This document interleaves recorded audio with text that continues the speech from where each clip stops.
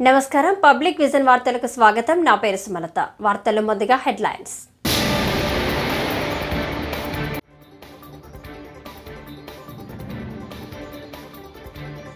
నేడు 25వ కార్గిల్ విజయ్ దివాస్ దేశ రక్షణ అంశాలపై విపక్షాలు రాజకీయం చేస్తున్నాయని ప్రధాని మోదీ ఆగ్రహం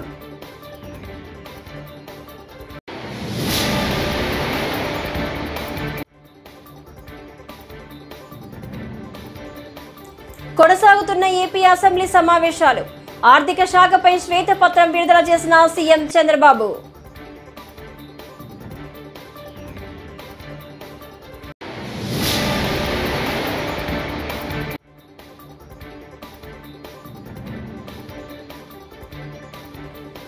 పూర్తి స్థాయి బడ్జెట్ ప్రవేశపెట్టే ధైర్యం లేదు పచ్చి అబద్ధాలు చెబుతున్న చంద్రబాబు జగన్మోహన్ రెడ్డి ధ్వజం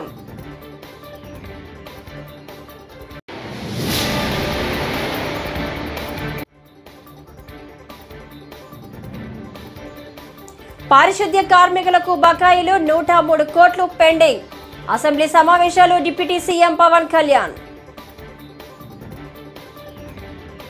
ఇక డీటెయిల్స్ చూస్తే లడఖ్లోని ద్రాస్ సెక్టార్లో నిర్వహించిన 25వ కార్గిల్ విజయ్ దివాస్ కార్యక్రమానికి హాజరైన ప్రధాని నరేంద్ర మోడీ విపక్షాలపై ధ్వజమెత్తారు అగ్నిపథ్ స్కీమ్పై విమర్శలు చేస్తున్న ప్రతిపక్షాలకు ధీటుగా బదులిచ్చే ప్రయత్నం చేశారు దేశ రక్షణ భద్రతా వ్యవస్థకు సంబంధించిన సున్నితమైన అంశంపై విపక్ష నేతలు రాజకీయాలు చేస్తున్నారని మండిపడ్డారు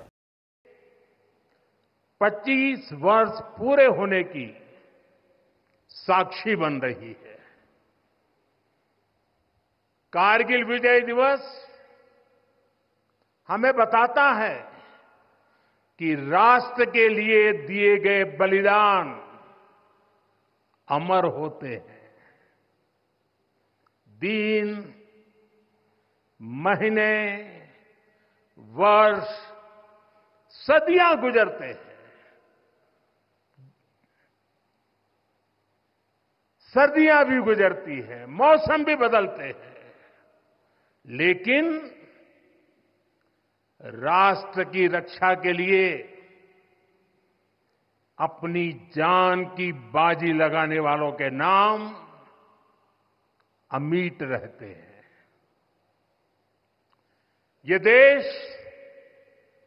हमारी सेना के पराक्रमी महानायकों का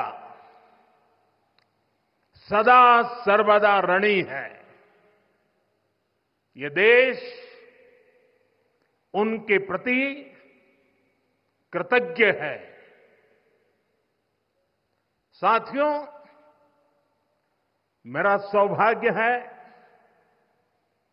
कि कारगिल युद्ध के समय मैं एक सामान्य देशवासी के रूप में अपने सैनिकों के बीच था। आज जब मैं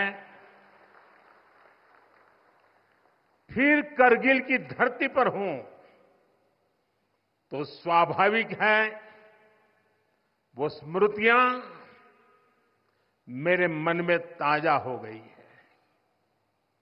मुझे याद है किस तरह हमारी सेनाओं ने इतनी ऊंचाई पर इतने कठिन युद्ध ऑपरेशन को अंजाम दिया था।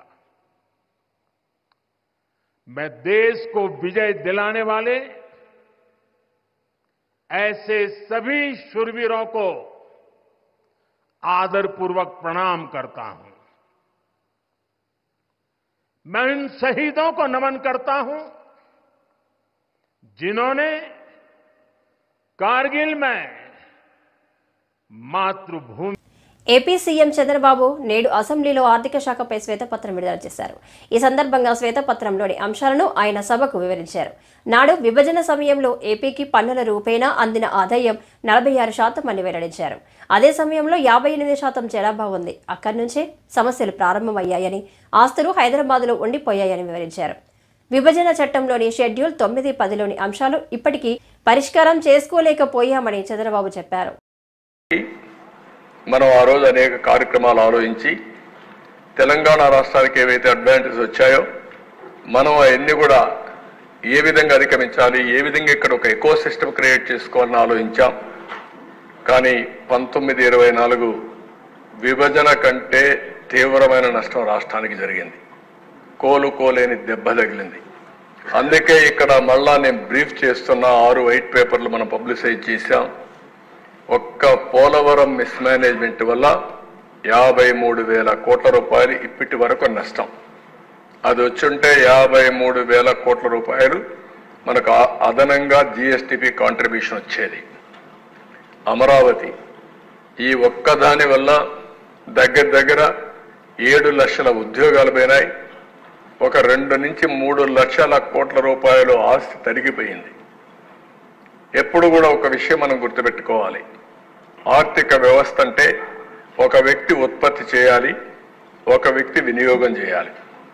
అది ప్రోడక్ట్ కావచ్చు, మ్యానుఫ్యాక్చరింగ్లో వరి ధాన్యం పండించే రైతు నుంచి వచ్చే ధాన్యం కావచ్చు, ఫ్యాక్టరీ నుంచి వచ్చే సూదులు కావచ్చు, లేకపోతే ఏదైనా వస్తువులు కావచ్చు, లేకపోతే సర్వీస్ అన్నప్పుడు మనం అనేక సర్వీసులు తీసుకుంటా ఉంటాం. ఇప్పుడు బ్యాండ్ విత్ వాడతాం, దానికి డబ్బులు కడతాం, సెల్ ఫోన్కి వాడతాం, దానికి యూజర్ ఛార్జెస్ కడతాం, ఇలాంటివన్నీ ఉంటాయి. ఇవి రెండు కూడా ఆల్వేస్ మనం ముందుకు పోతా ఉంటే ఎకనామిక్ యాక్టివిటీ పెరుగుతుంది. ఇప్పుడు మనం ఇక్కడికి వచ్చాం, మొన్న ఒక ఆయన నాకు కనపడి ఈ గవర్నమెంట్ వచ్చిన తర్వాత నా ఆస్తుల విలువ 100 కోట్లు పెరిగింది, నేను 1 కోటి రూపాయలు అన్నా.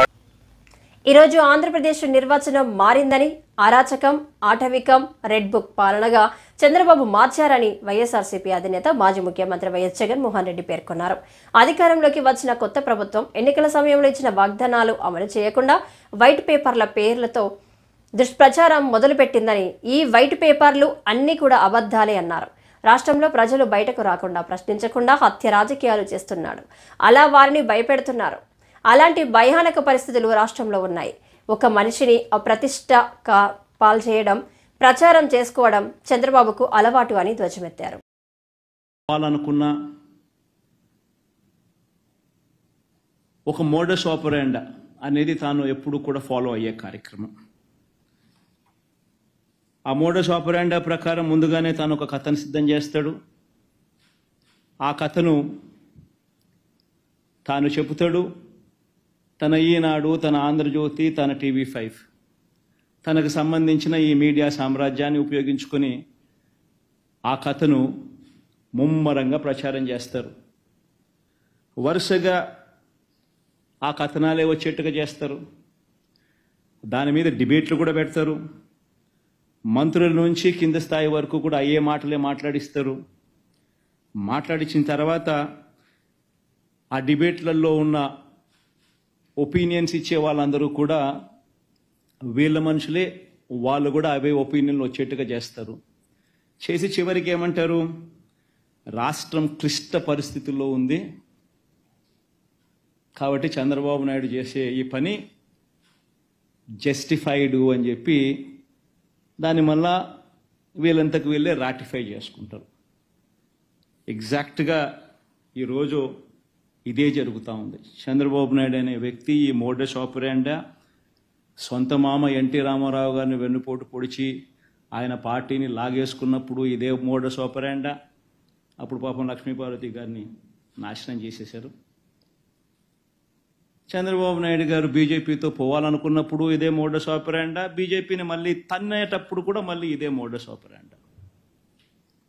సిమిలర్లీ ఎన్నికలప్పుడు వాగ్దానాలు ఇచ్చేటప్పుడు ఇదే మోడస్ ఆపరెండా. ఎన్నికలలో వాగ్దానాలు ఎగరగొట్టేటప్పుడు కూడా మళ్ళీ ఇదే మోడస్ ఆపరెండా.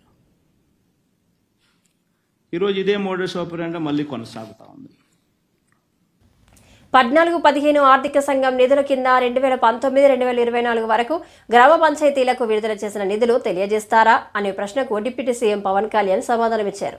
2 ఆర్థిక సంఘాలు కలిపి 8,283 కోట్ల 92 లక్షలు విడుదల కాగా, ఏపీ ప్రభుత్వం మాత్రం 7,587 కోట్ల 64 లక్షలు విడుదల చేసిందని తెలిపారు. ఇంకా రాష్ట్ర ప్రభుత్వం నుంచి 696 కోట్ల 28 లక్షలు పంచాయతీలకు ఇవ్వాల్సి ఉందన్నారు. నిధులు నిలిపివేత కారణంగా గ్రామ పంచాయతీలు అనేక ఇబ్బందులు ఎదుర్కొంటుందన్నారు. గ్రామాల్లో పారిశుద్ధ్యం సరిగ్గా లేదన్నారు. వారికి సకాలంలో జీతాలు ఇవ్వకపోవడంతో 21,000 మంది పనులకు రావడం లేదన్నారు. నుండి విడుదలైన మరియు గ్రామ పంచాయతీలకు విడుదల చేసిన మొత్తాల వివరాలను సంవత్సర వారీగా తెలియజేస్తారని. అధ్యక్ష, సంవత్సరాల వారీగా గ్రామ పంచాయతీలకు 14 మరియు 15వ ఆర్థిక సంఘం ద్వారా 2019-20 నుండి 23-24 వరకు విడుదలైన గ్రాంట్ల వివరాలను ఈ విధంగా తెలియజేస్తున్నాం. అధ్యక్ష, 14వ ఆర్థిక సంఘం 2019-20 ఆర్థిక సంవత్సరంలో కేంద్ర ప్రభుత్వం ద్వారా విడుదలైన మొత్తం 2,336,56 అధ్యక్ష. ఆంధ్రప్రదేశ్ ప్రభుత్వం ద్వారా గ్రామ పంచాయతీలకు విడుదలైన మొత్తం 2,336,56 అధ్యక్ష. మొత్తం 14వ ఆర్థిక సంఘం 5వ సంవత్సరానికి 2019-20 2,336,56 అధ్యక్ష. అదే ఆంధ్రప్రదేశ్ ప్రభుత్వం ద్వారా కూడా గ్రామ పంచాయతీలు విడుదలైన మొత్తం 2,336,56 అధ్యక్ష.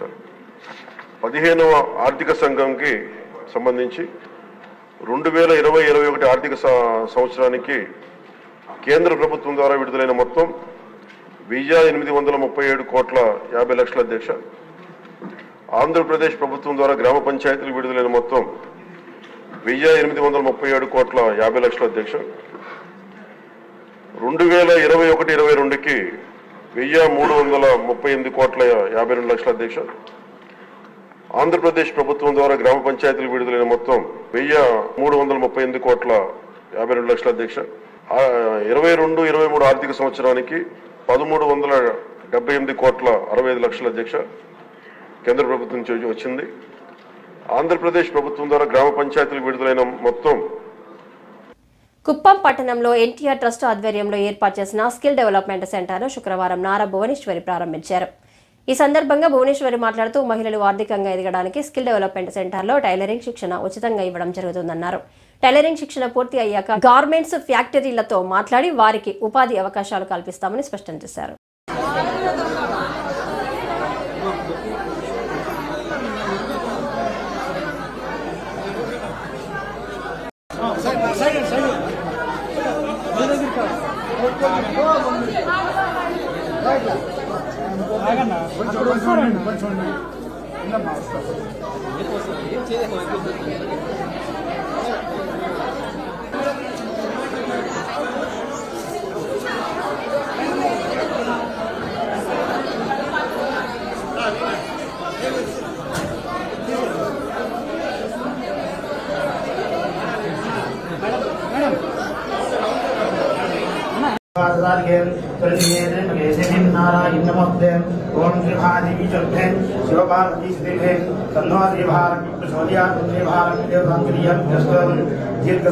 తుంగభద్ర నది తీర గ్రామాలు, లోతట్టు ప్రాంతాల ప్రజలు అప్రమత్తంగా ఉండాలని కర్నూలు కలెక్టర్ రంజిత్ భాష గురువారం విజ్ఞప్తి చేశారు. ఎగువన అధిక వర్షాల కారణంగా తుంగభద్ర డ్యాంలోకి 1,50,000 క్యూసెక్కుల ఇన్ఫ్లో వస్తుందని, అందువల్ల డ్యాం నుంచి దిగువకు సుమారు 1,00,000 క్యూసెక్కుల నీరు వదులుతున్నారని తెలిపారు. సంబంధిత అధికారులు ఈ విషయాన్ని ప్రజలకు తెలియజేసి అప్రమత్తం చేయాలని ఆదేశించారు.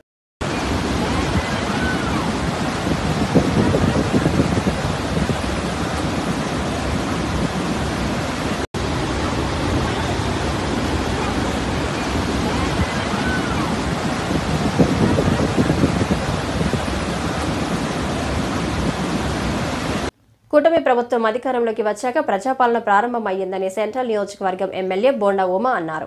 ఆయన 60వ డివిజన్లో పర్యటించారు. ఈ సందర్భంగా ఉమా మాట్లాడుతూ ప్రతిరోజు ప్రజల వద్దకు వెళ్లి వారి సమస్యలను తెలుసుకుని అక్కడికక్కడే పరిష్కరించడం జరుగుతుందని వెల్లడించారు.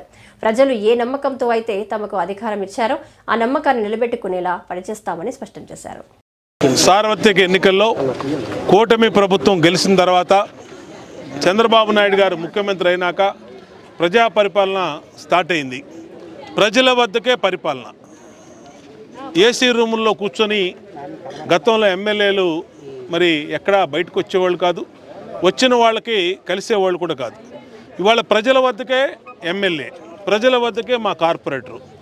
నిత్యం ప్రజల దగ్గరికి వెళ్తాను, ప్రజల్లో ఉంటున్నాం, వాళ్ళ సమస్యలు వింటున్నాం. ఆ సమస్యల పరిష్కారానికి స్థానిక అధికారుల్ని, ఏఈల్ని, పోలీసు సిఐల్ని, ఎస్ఐల్ని, కానిస్టేబుల్స్ని, అలాగే శానిటేషను, అలాగే వాటరు, ఏవైతే అధికారులు ఉన్నారో అధికారులందరూ కూడా, సచివాలయ సిబ్బంది కూడా మాతో రావటం వల్ల ప్రజలు ఏ ఇబ్బందులు అయితే చెప్తా ఉన్నారో ఆ ఇబ్బందుల్ని అక్కడికక్కడే తక్షణమే పరిష్కరిస్తూ ఉన్నాం. ఇదే చంద్రబాబు నాయుడు గారి కూటమి ప్రభుత్వం యొక్క ఉద్దేశం. మా ఉద్దేశం గెలుపుని మేము ఒక బాధ్యతగా తీసుకున్నాం. గెలుపు మాకు ఒక బాధ్యతనిచ్చింది. ఆ బాధ్యతను నెరవేర్చడానికి ఏ నమ్మకంతో మాకు ప్రజలు ఓట్లేసి అత్యధిక మెజార్టీలు ఇచ్చి గెలిపించారో ఆ నమ్మకాన్ని వమ్ము చేయకుండా ఏసీ రూముల్లో కూర్చోకుండా ఇవాళ అసెంబ్లీ ఉంది. అసెంబ్లీ సమయంలో అసెంబ్లీలో ఉంటున్నాం. అసెంబ్లీ అయిపోయినాక ప్రజల్లో తిరుగుతున్నాం. కాబట్టి ప్రజా సమస్యల పరిష్కారానికి ఇదొక మంచి వేదిక అయింది. ఇవాళ ఎక్కడికక్కడ సమస్యలు గుట్టలుగా పేరుకుపోయి ఉన్నాయి. ఆ సమస్యలన్నీ ఒక పద్ధతి ప్రకారం మరి ఇప్పటికీ ఈ నెలన్నరలోనే చాలా వరకు చేయగలుగుతున్నాం. త్వరలో నిధుల సమస్య కూడా కొంత ఉంది. ఇటు నగరపాలక సంస్థల నిధుల సమస్య ఉంది, అటు రాష్ట్ర ప్రభుత్వంలో నిధుల సమస్య ఉంది. ఈ నిధుల సమస్యను కూడా అధిగమించే విధంగా ప్రతిపాదనలన్నీ కూడా సిద్ధం చేయమన్నాం. రోడ్లు ఉన్నాయి, వేయాల్సినవి డ్రైనేజీలు. జిల్లా నూతన ఎస్పీ శివప్రతాప్ కిషోర్ వార్షిక తనిఖీల్లో భాగంగా నూజివీడు పోలీస్ స్టేషన్ను సందర్శించారు. ఎస్పీగా బాధ్యతలు స్వీకరించిన అనంతరం మొదటిసారి నూజివీడు సర్కిల్ పోలీస్ స్టేషన్కు రావడంతో DSP Lakshmaiah, rural CI Ramakrishna సిబ్బందితో కలిసి సాదరంగా ఆహ్వానించారు. అనంతరం SP rural police station circle కార్యాలయాన్ని తనిఖీ జిల్లా కొత్తగా జాయిన్ అయ్యాం కాబట్టి ఒకసారి ఏరియా మీద అవగాహన తెచ్చుకోవడానికి, ప్లస్ మా పోలీస్ స్టేషన్స్లో పరిస్థితులు ఎలా ఉన్నాయి, ప్లస్ స్టేషన్లో రికార్డ్స్ కానీ మా ఆఫీసర్స్ ఒకసారి మెన్తో కూడా కలిసి, అట్లాగే ఇక్కడ ప్రజల్ని, ఇక్కడ ఊరిని కూడా కొంచెం పరిచయం చేసుకోవడానికి, చూడడానికి, ఇక్కడ ప్రాంతం మీద కొంచెం అవగాహన కలిగించుకోవడానికి ఏరియాకి రావడం జరిగింది. And this is nothing but a routine inspection. See ఇక్కడ నుంచి కొంచెం తెలుసుకున్నాక ఇక్కడ ఏరియా ప్రాబ్లమ్స్ ఏమున్నాయి, ఇంకా ఏం బెటర్ చేయొచ్చు, ఆల్రెడీ ఏం బెటర్ చేస్తున్నారు, అది కొంచెం స్టడీ చేసి will take it up further. Sir గతంలో కూడా పాత ఎస్పీ గారు కూడా వినియోగించాం, తప్పకుండా చూస్తూ ఉన్నారు కానీ ఎటువంటి ప్రతిఫలం లేదు. ఇప్పుడు ఏమన్నా మీరు వచ్చిన తర్వాత దీని మీద సిబ్బంది కొరతపై తీసుకుంటారు. సిబ్బంది కొరత అనేది రిక్రూట్మెంట్ మీద డిపెండ్ అవుతుందండి. అది స్టేట్ వైడ్ కూడా డీజీ గారు కూడా చెప్పడం జరిగింది. They are focusing on already recruitment. కొత్త రిక్రూట్మెంట్ జరుగుతుంది. కొత్త రిక్రూట్మెంట్ జరిగినాక కూడా ఉన్న రిసోర్సెస్ ఏవైతే ఉన్నాయో వాటిని ఎఫిషియెంట్గా ఏ ప్రాంతానికి ఎక్కువ రిక్వైర్మెంట్ ఉన్న ఎక్సర్సైజ్ త్వరలోనే మేము ఇంటర్నల్గా చేస్తాము. Within the district police ఫోర్స్లో వాళ్ళని ఎఫిషియెంట్గా ఎలా వాడుకోవాలన్నది. ఇంకొకటి ముఖ్యంగా పబ్లిక్ కోఆపరేషన్ కూడా మనకు కావాలి. ఇప్పుడు జనాభా చాలా పెరుగుతుంది, మన హౌస్ హోల్డ్స్ చాలా పెరుగుతున్నాయి. ఓన్లీ పోలీస్ మ్యాన్ మీద మాత్రమే కాకుండా ఇప్పుడు చాలామంది పబ్లిక్ కూడా సీసీటీవీ కెమెరాస్ పెట్టుకోవడం ద్వారా కావచ్చు, లేకపోతే ఈ వాట్సాప్ ద్వారా సమాచారం ఇవ్వడం ద్వారా కావచ్చు, రకరకాల మార్గాల్లో పోలీస్కి కూడా హెల్ప్ చేయొచ్చు. ఇప్పుడు ప్రతి ఒక్కరు కూడా ఒక సెల్ ఫోన్ ఉన్న ప్రతి ఒక్కరు కూడా ఒక డిటెక్టివ్, ఒక సమాచారం చేరవేయగలిగి ఇంటెలిజెన్స్ ఏజెంట్ లాగా కూడా ఉన్నారు. కాబట్టి మేము అందరి ప్రజల సహకారంతో కూడా ఏదైతే ఈ సిబ్బంది కొరత కొంచెం సమస్య ఉందో will try to manage it.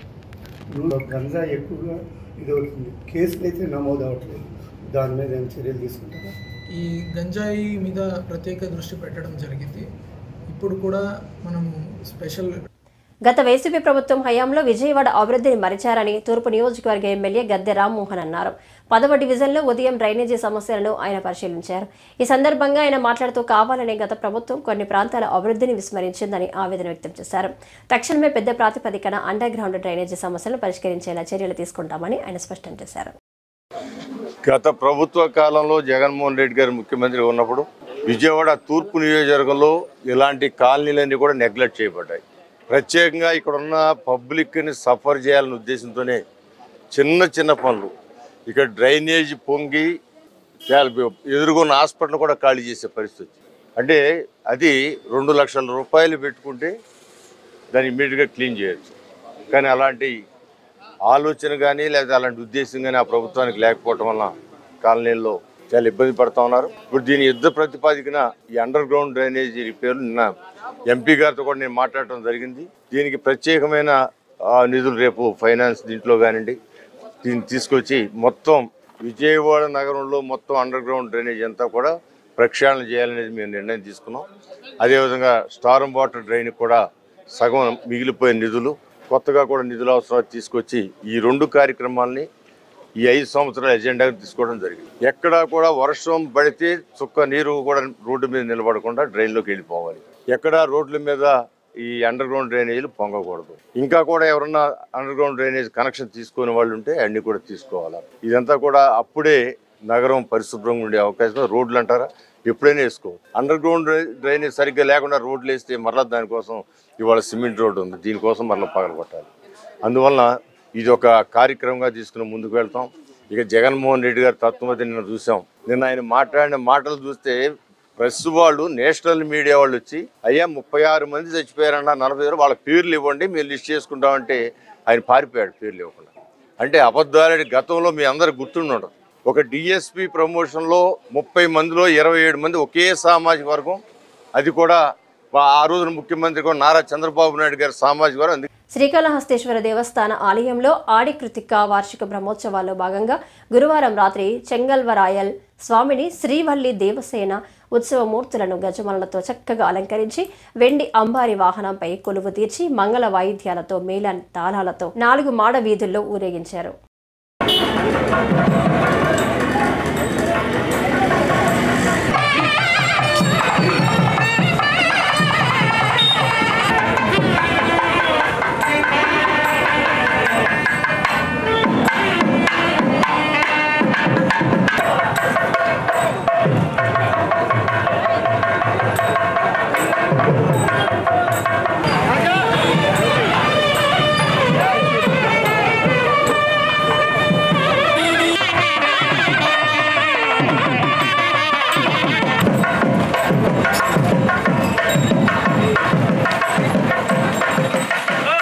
Polavaram ప్రాజెక్టులో జరిగిన అక్రమాలపై జ్యుడిషియల్ విచారణ జరగాలని, లేని పక్షంలో దీనిపై సుప్రీంకోర్టుకు వెళ్లి న్యాయ పోరాటం చేస్తామని మాజీ ఎంపీ జీవీ హర్షకుమార్ పేర్కొన్నారు. రాజమండ్రిలో నిర్వహించిన విలేకరుల సమావేశంలో ఆయన మాట్లాడారు. పోలవరం ప్రాజెక్టులో తప్పులకు బాధ్యులైన వారిపై చర్యలు తీసుకోవాలని, వారి నుంచి తిన్నది కక్కించాలని డిమాండ్ చేశారు. జ్యుడిషియల్ ఎంక్వైరీ చేసిందో ఈ కట్టడాల మీద ఖచ్చితంగా ఒక టెక్నికల్ జ్యుడిషియల్ కమిటీ కేంద్రం అపాయింట్ చేసిన తర్వాతే ఈ పోలవరానికి నిధులు రిలీజ్ చేయాలి. వీళ్ళ దగ్గర డీటెయిల్డ్ ప్రాజెక్ట్ తీసుకుని ఏది అన్ని ఇండియన్ స్టాండర్డ్స్ ప్రకారం కడుతున్నారా లేదా అని చూసుకున్న తర్వాతే డబ్బులు రిలీజ్ చేసి పోలవరం మొదలెట్టాలి. లేదంటే మనకి కాళేశ్వరంలాగా అయిపోద్ది. కాళేశ్వరంకి మనకు ప్రాబ్లం లేదండి. ఇక్కడ పోలవరం వచ్చేటప్పటికి వీళ్ళు చేసిన తప్పు వల్ల మనం ఎవరం కూడా మిగలం. ఈస్ట్ వెస్ట్ గోదావరి, కాకినాడ నుంచి భీమవరం అంతా కూడా కొట్టుకుని వెళ్ళిపోతాం. ఎంత పెద్ద ప్రాబ్లం అన్నది మనం ఫేస్ చేయబోతున్నాం. కాబట్టి నేను ఒక సామాన్య పౌరుడిగా చెప్తున్నాను, ఈ తూర్పుగోదావరి జిల్లాకు సంబంధించిన పౌరుడిగా ఖచ్చితంగా తగు జాగ్రత్తలతో ఇవన్నీ స్టడీ చేసిన తర్వాత నాకు ఇవన్నీ కూడా చాలా ఆశ్చర్యకరమైన ఇవన్నీ కనపడ్డాయి. కాబట్టి నేను ప్రెస్ ద్వారా నేను ఇవన్నీ పెట్టుకుంటాను. దీనికి ఇటువంటి అక్రమాలకు పాల్పడిన వాళ్ళు ఎవరు ఉన్నారో వాళ్ళ దగ్గర నుంచి కూడా తిరిగి డబ్బులు వసూలు చేయించాలి. నేను త్వరలోనే దీని మీద నేను సుప్రీంకోర్టులోనే పిల్లి అయిపోతున్నాను. వీళ్ళు కానీ సరిగ్గా కానీ ఇది కానీ జరగకపోతే మటుకు డెఫినెట్గా సుప్రీంకోర్టులో పిల్లేసి దీన్ని ఖచ్చితంగా యాజ్ పర్ ది నామ్స్, నేను చెప్పినట్టు, చంద్రబాబు నాయుడు చెప్పినట్టు, సిడబ్ల్యూసి చెప్పినట్టు కదా, అందరూ కలిసి Polavaram project authority committee norms ప్రకారం ఎక్కడ ఎలా కట్టాలో అలా కట్టమని చెప్పి నేను విజ్ఞప్తి. శ్రీకాకుళం జిల్లా నూతన జాయింట్ కలెక్టర్గా జిల్లా కలెక్టర్ కార్యాలయంలో ఫర్మాన్ అహ్మద్ ఖాన్ శుక్రవారం బాధ్యతలు చేపట్టారు. ముందుగా ఆయనకు కార్యాలయ సిబ్బంది ఘన స్వాగతం పలికారు. అనంతరం కలెక్టర్ కార్యాలయ సిబ్బందిని జాయింట్ కలెక్టర్ పరిచయం చేసుకున్నారు. అన్నమయ్య జిల్లాలో జాయింట్ కలెక్టర్గా విధులు నిర్వహించి జిల్లాకు బదిలీపై వచ్చారు. ఆంధ్రప్రదేశ్లో నాకు 2020 బ్యాచ్ ఐఏఎస్ ఆఫీసర్ ఫస్ట్ నేను నెల్లూరులో పనిచేశాను యాజ్ ఎ ట్రైనింగ్ కలెక్టర్. తర్వాత first posting sub collector PITD Chintoor చేశారు ఏఎస్ఆర్డీసీ. తర్వాత సబ్ కలెక్టర్ రాజంపేట, తర్వాత జాయింట్ కలెక్టర్ అన్నమయ్య. ఇప్పుడు ప్రజెంట్లో శ్రీకాకుళం జాయింట్ కలెక్టర్లో ఈరోజు పనిచేశారు. సో ఇది ఫస్ట్ మొత్తం నా ద్వారా ప్రభుత్వం చాలా చాలా థ్యాంక్ఫుల్. నాకు శ్రీకాకుళం పనిచేయడానికి ఆపర్చునిటీ ఇచ్చారు గౌరవ ముఖ్యమంత్రి గారికి, తర్వాత సెక్రటరీ గారికి చాలా చాలా ధన్యవాదాలు.